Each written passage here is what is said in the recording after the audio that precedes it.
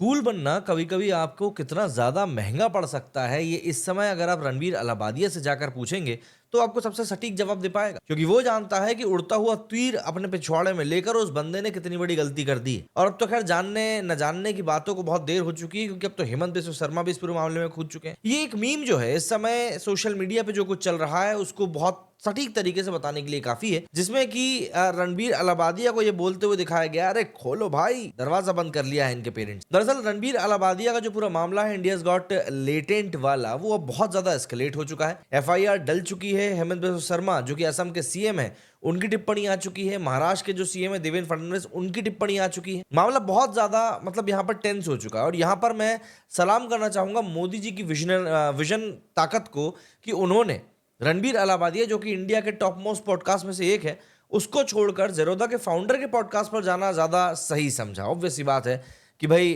उम्र के साथ-साथ तजुर्बा जो आता है, वो काफ़ी ज़्यादा मायने रखता है। लेकिन इन सब के बीच में हमें ऐसा लगता है कि शायद रवि गुप्ता और खासकर कि ज़ाकिर खान, इन दोनों ही कॉमेडियंस को एक तरीके से हमें स्टैंडिंग ओवेशन देना चाहिए। जो आज की इस जेन ज़ी या अल्फा जनरेशन के बीच में भी हमको कुछ ऐसे जोक्स हमारे सामने रखते हैं, जिनको कि हम सिर्फ अपने परिवार के साथ भी देख सकते हैं, बल्कि एंजॉय भी कर सकते हैं बिना ये सोचे समझे कि यार ये कहीं बहुत ज़्यादा घटिया तो नहीं हो गया। क्योंकि आज की तारीख में जब से स्टैंड अप कॉमेडी और सोशल मीडिया प्लेटफॉर्म्स के ऊपर अलग-अलग फॉर्मेट में शोज चलाने का चलन बढ़ा है, तब से जो अभिव्यक्ति की आज़ादी है, उसके नाम पर जो चीज़ें हैं ना, वो बहुत ज़्यादा एस्केलेट होती जा रही है। मतलब लोग बार-बार बाउंड्रीज़ को लांघने का काम कर रहे हैं। अब तो ये जो पूरा कांड हुआ है लेटेंट वाला, उसके बाद तो एक तबका ये भी है जो ये कह रहा है कि यार ये साले ना यूट्यूब पे बंद करा के रहेंगे। दरअसल ये जो कंट्रोवर्सी है, इससे इतने ज्यादा लोग इसीलिए जुड़ चुके हैं क्योंकि इस कंट्रोवर्सी में ऐसे चेहरे शामिल हैं जो कि किसी ना किसी के चहेते हैं ही। रणबीर और समय रैना, इस समय एटलीस्ट कई सारे ऐसे लोग होंगे जो कि इनके किसी ना किसी पेज को तो फॉलो करते ही होंगे। और समय रैना तो आज की तारीख में एक हॉट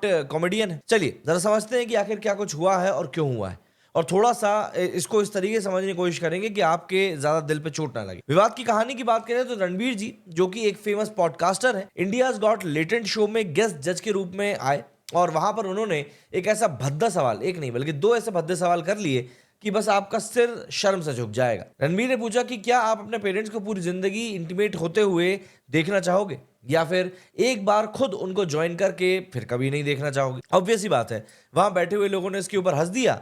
तो क्या ये बात वैलिडेट हो गई? तो क्या ये बात नॉर्मलाइज हो गई? तो क्या ये बात सही हो गई? ऑडियंस और जज तो हंस पड़े, लेकिन जैसे ही ये क्लिप सोशल मीडिया पर वायरल हुई, लोगों ने इसे सीरियसली लिया। ये सिर्फ एक जोक नहीं बल्कि एक बहुत ही भद्दा मजाक था। ये बहुत ही वल्गर और इनएप्रोप्रिएट था। अगर हम इसके पब्लिक रिएक्शन की बात करें तो लोगों ने शो को पूरी तरीके से बॉयकॉट करने की मांग उठाई। बात सिर्फ इतनी होती तो शायद पुरानी बात हो जाती, लेकिन इस बार शो लोगों ने कहा है कि भाई शो के ऊपर एक्शन लिया जाना भी उतना ही जरूरी है। महाराष्ट्र के सीएम तक ने रणवीर के इस भद्दे सवाल की निंदा कर डाली। रणवीर ने तो माफी भी मांग ली, लेकिन जैसा कि कहते हैं ना कि कीचड़ उछला है तो दाग तो लगेगा ही लगेगा। उनके फैंस तो बहुत ही ज्यादा परेशान हुए, मानो कि उनका फेवरेट यूट्यूबर एक तरीके से अब खत्म हो चुका है। कानूनी कार्रवाई की बात करें तो कानूनी कार्रवाई की भी यहाँ पर आश्वासन दिए जा रहे हैं। दरअसल जब विवाद बढ़ा तो बांद्रा में एक सोशल एक्टिविस्ट ने रणवीर, समय रैना और कई अन्य यूट्यूबर्स के खिलाफ अश्लीलता फैलाने के आरोप में कोर्ट में शिकायत दर्ज कर दी। गुवाहाटी पुलिस ने भी इन सब के खिलाफ एफआईआर लगाई है। यहाँ पर हेमंत बिस्व शर्मा ने खुद इस मामले के ऊपर ट्वीट करते हुए इन्फॉर्मेशन भी दी है। हेमंत बिस्व शर्मा तो वैसे भी भाई अपनी इन्हीं सब चीज़ों को लेकर बहुत ज़्यादा फेमस रहते हैं, तो उन्होंने इसको लेकर ट्वीट किया है काफ़ी लंबा चौड़ा। उन्होंने कहा कि गुवाहाटी पुलिस जो है उसने रजिस्टर किया है एफआईआर अगेंस्ट कुछ यूट्यूबर्स और सोशल मीडिया इन्फ्लुएंसर्स के खिलाफ। इसमें नाम दिया गया आशीष चंचलानी का, जसप्रीत सिंह का, अपूर्वा मखीजा का, रणवीर अलाहाबादिया का और समय रैना का। यहाँ पे कुछ और नामों की बात करी गई है। यहाँ पर इन्होंने एक्ट वगैरह का भी उल्लेख किया है कि भाई कौन कौन सी एक्ट यहाँ पर लगाई गई। लेकिन सवाल ये उठता है कि क्या ये सब कुछ मजाक के नाम पर जायज है? आएंगे उस बात के ऊपर भी, लेकिन पहले जरा जानते हैं कि रणवीर ने अपनी माफी में क्या कहा है। रणवीर ने एक वीडियो जारी करते हुए माफी मांगी है और कहा है कि मेरे जोक्स न सिर्फ अनुचित थे बल्कि बहुत भद्दे मजाक की श्रेणी में आते हैं, बल्कि मजाक में आते ही नहीं। हास्य मेरी ताकत नहीं है। मतलब इस बात को कहकर बंदा कैसे अपना पल्ला झाड़ सकता है ये समझ में नहीं आता। भारत में हम पहले भी कई बार देख चुके हैं कि सोशल मीडिया इन्फ्लुएंसर इस तरह की कोई ना कोई घटिया कमेंट कर देते हैं और जब वो रडार पर आ जाते हैं तो वो बोलते हैं जी सॉरी, हमें माफ कर दो, बात वहीं खत्म हो जाती। ठीक है, ये तो अब हमें भी पता चल चुका है, लेकिन माफी से आखिर क्या ही होगा, ये बात भी तो एक सोचने वाली। जब आपकी वजह से पूरा देश आपके खिलाफ हो चुका हो तब सिर्फ माफी तो काफी नहीं होगी। फिर भी इसके बाद बी प्राक की मैं यहाँ पर वाकई में तारीफ करना चाहूंगा। बी प्राक ने जिस तरीके से सामने आकर अपनी पूरी बात बताई वो वाकई में कमाल की थी। उन्होंने रणवीर के शो पर जाने का काम ही अपना कैंसिल कर दिया। उन्होंने कहा कि ये हमारा कल्चर नहीं हो सकता, मुझे इसके यहाँ पॉडकास्ट के लिए जाना था लेकिन अब मैं नहीं जाऊंगा। सही कहा। एटलीस्ट आप इस बात को समझिए कि जो बंदा अपने पॉडकास्ट में स्पिरिचुअलिटी को प्रमोट करता है, सनातन धर्म को प्रमोट करता है, राधा कृष्ण की बात करता है, भगवान प्रभु श्री राम की बात करता है, हनुमान जी की बात करता है, और यहाँ पर आकर वो माता पिता के संभोग और इंटीमेसी को लेकर इस तरह की बातें कर, ये एक तरीके से जो टू फेस पर्सनालिटी होती है ना, उसको एक्सपोज करने वाला काम है और कुछ भी नहीं। आप चलिए, मैं ये नहीं बोल रहा कि आप हमारे संस्कारों को, कल्चर को प्रमोट करें, लेकिन उसके बावजूद भी एक मर्यादा होती है, एक लक्ष्मण रेखा होती है जिसको कि लांघना ना लांघना हमारे हाथ में होता है। लेकिन यदि आप उसको लांघ जाते हो तो फिर उसके दुष्परिणाम आपको भोगने ही होते हैं। अच्छा, मीडिया ने भी इस मुद्दे को काफी उठाया है। ट्विटर पर लगातार ट्रेंड कर रहा है कि रणबीर की घटिया सोच।